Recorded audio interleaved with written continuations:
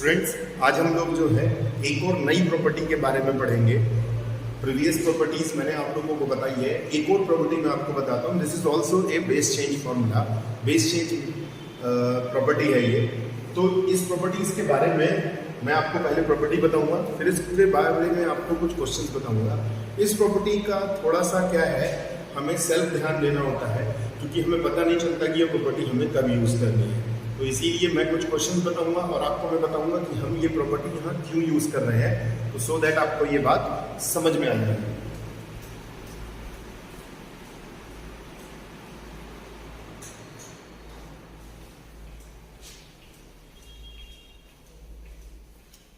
तो चलिए मैं उस प्रॉपर्टी को बताता हूं कि वो प्रॉपर्टी वो भी this is also a base change formula, यानी कि बेस चेंज प्रॉपर्टी है।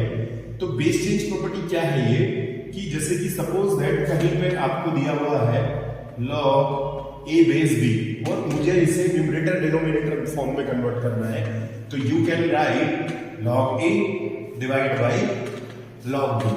तो कभी कभी कोई क्वेश्चन इस फॉर्म में दिया होता है, आप इसे इस फॉर्म में लिख सकते हैं। तो यहां जो है आप बेस में कुछ भी आप अपनी तरफ से लिख सकते हैं, चाहे तो आप लैम्डा लिख लीजिए या 10 लिख लीजिए, चलेगा। तो ये बेस जो है हम अपनी तरफ से लिख सकते हैं। तो कोई क्वेश्चन अगर इस फॉर्म में दिया है तो you can write like this, clear. जैसे फॉर एग्जांपल जैसे कि सपोज दैट लिखा है log 4 डिवाइड बाय log 3, तो you can write log 4 base 3। आप इस प्रॉपर्टी को ऐसे लिख सकते हैं, ठीक है। तो अब हम लोग इस पर बेस्ड कुछ क्वेश्चन सॉल्व करेंगे, तो ज्यादा बेटर हम लोगों को समझ में आएगा। क्योंकि क्या होता है कि प्रॉपर्टी तो हम समझ जाते हैं कि प्रॉपर्टी है क्या। तो ये हमारी नेक्स्ट प्रॉपर्टी है base change property, base change property.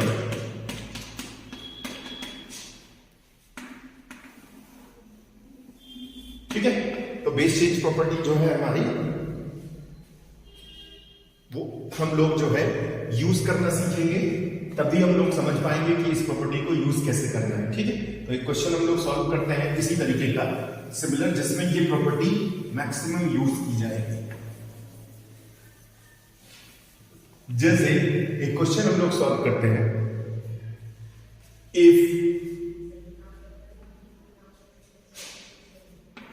if x is equals to log 3 base 2 into log 2 base 10 and y is equals to log 4 base 10, एक एग्जाम्पल सॉल्व करा रहा हूं, log 4 base 10 into log 9 base 16। ठीक है, find करना है आपको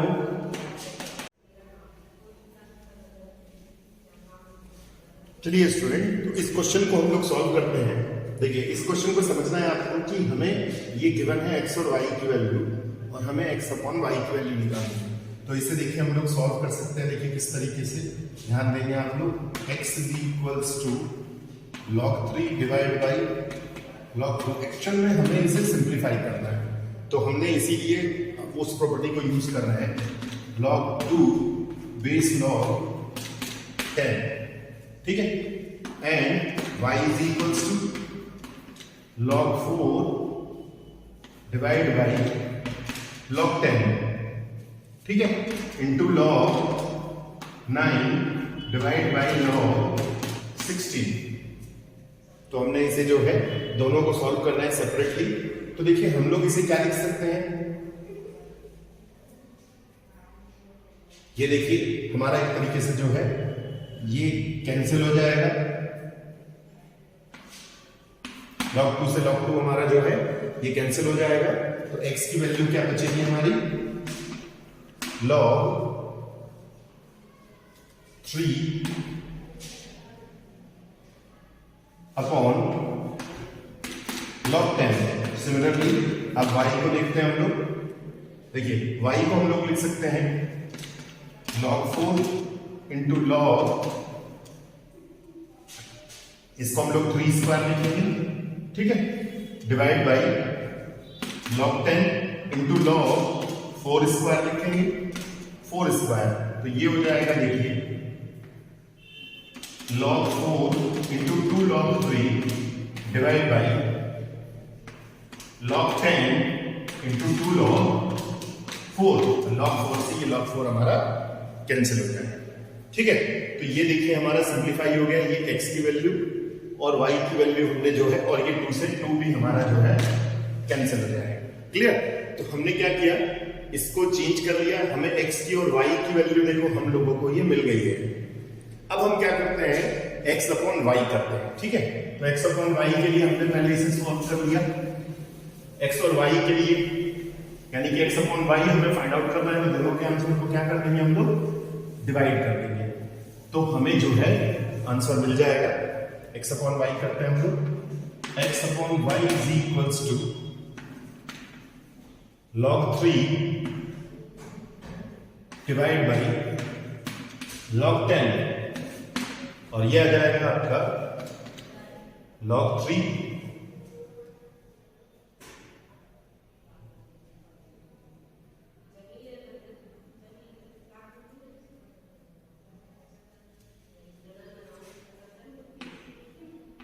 divide by log 10।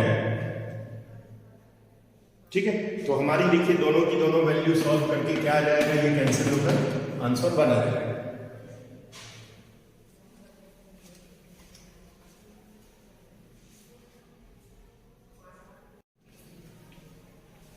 चलिए स्टूडेंट, एक और एग्जाम्पल जो है हम लोग इसी पर सॉल्व करते हैं, इसी प्रॉपर्टी पर। जैसे ये क्वेश्चन है, for a positive real number n if a की वैल्यू गिवन है, b की वैल्यू गिवन है, c की वैल्यू गिवन है, प्रूफ करना है हमें 1 + abc इक्वल्स टू 2bc। तो हमने सबसे पहले देखिए LHS में जो है ये रखी, ये LHS हमने ले लिया है। LHS में हमने क्या किया, सबसे पहले a, b और c की वैल्यू को लिया, फिर इस प्रॉपर्टी को हमने चेंज किया, जो बेस चेंज प्रॉपर्टी मैंने बताई थी। देखिए इस तरीके से ये देखिए ऑटोमेटिकली देखिए कुछ कैंसिल कर दिया है उसने, और हमारे पास देखिए सिर्फ क्या बचा है, यहाँ पे log n बेस में 4n, तो हमने लिख दिया log n और 4n।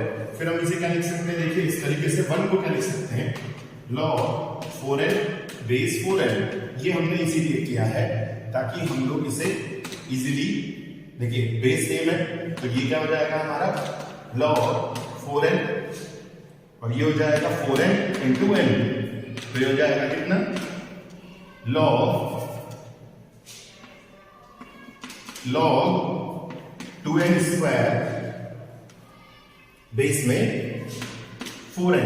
ठीक है, 2n का होल स्क्वायर आप इसे लिख सकते हो, 2n का होल स्क्वायर, और ये हो जाएगा twice log 2n base 4n, log twice n base 4n।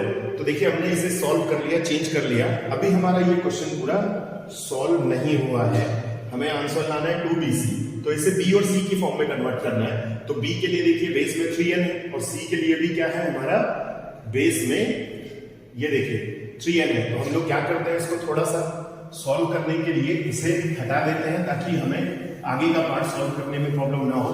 तो देखिए हमने क्या किया, इसको twice log 2n base 4n, तो इसे लिखेंगे हम लोग twice log 2n divide by log 4n।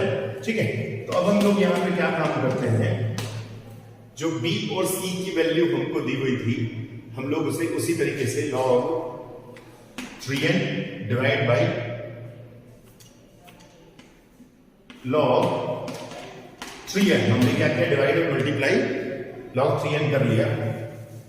ठीक है, तो जब हम log डिवाइड और मल्टीप्लाई करेंगे इसमें, तो क्या आएगा, देखिए हमारा आंसर ये कुछ इस तरीके से आ जाएगा, ट्वाइस log, देखिए b हमारी जो वैल्यू दी हुई थी उसको ध्यान में रख के आपको करना है, log 2n divide by log 3n into log 3n divide by log 4n। तो मैंने इसे क्या लिख देना है, देखिए twice log 2n base 3n into log 3n base 4n। हमने इसे देखिए बेस चेंज कर दिया, तो ये देखिए हमारा किससे प्रूफ हो गया, bc के, यानी कि b और c हमारा जो है ऑलमोस्ट फाइंड आउट हो जाएगा। b और c की वैल्यू हम लोगों को देखिए जो गिवन थी हमने उसी वैल्यू को यूज किया है। तो आई होप आप लोगों को ये बेस चेंज फॉर्मूला, मैंने बताया ऐसे ही क्वेश्चनों में बेस चेंज फॉर्मूला किया जाता है। जैसे देखो ये इस फॉर्म में लिखा हुआ है तो हमने डायरेक्टली इसलिए लिख दिया क्योंकि हमें प्रूफ करना था, इसीलिए इस बेस चेंज फॉर्मूला की प्रॉपर्टीज का यूज किया जाता है। तो हमने जो है जितनी भी प्रॉपर्टीज है हमारी लॉगरिथम की हमने कंप्लीट कर ली है। इसके बाद हमारा जो है नेक्स्ट पार्ट होगा कि how to see logarithm table, या लॉगरिथम टेबल को कैसे देखते हैं और लॉगरिथम टेबल को यूज कैसे करते हैं। हमारा नेक्स्ट पार्ट अब वही होगा, इसीलिए आप इसको अच्छे से प्रॉपर्टीज को समझें और हमें नेक्स्ट जो पार्ट है हमारा उसे भी आपको प्रॉपरली ध्यान में रखना है।